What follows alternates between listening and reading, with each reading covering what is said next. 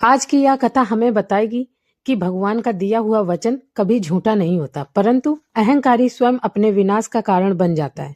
और जब भक्त संकट में होता है तो नारायण स्वयं रक्षा के लिए प्रकट होते हैं।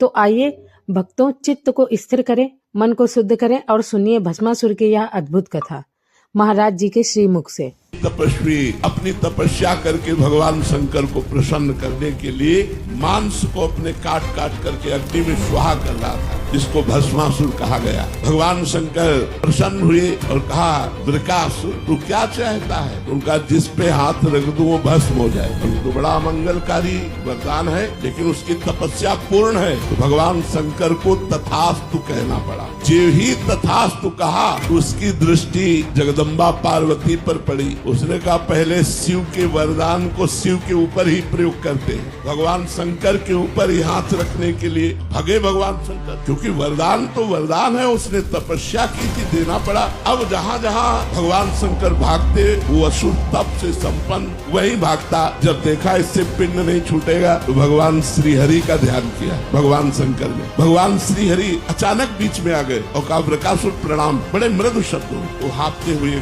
प्रणाम। बोले, कहाँ भाग रहे हो? बोले, वो के ऊपर हाथ रखने। तुम्हारे हाथ में क्या है? बोले, वरदान दिया है कि जिस पर हाथ रख दोगे वो भस्म हो जाएगा। बहुत जोर से हंसे। बोले, अब भी तुम मानते हो? दक्ष ने इनको साफ दे रखा है, इनकी बात हमारी बात मानो। हाथ रख के अपने ऊपर देखो, और यदि झूठा निकले ना तो हम और तुम दोनों मिलकर विरोध करते हैं। वो समझी नहीं पाया, बड़ी चतुराई से भगवान ने उसी का हाथ उसी के ऊपर तत्काल भस्म हो गया।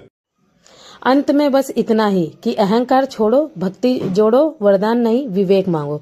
राधे राधे।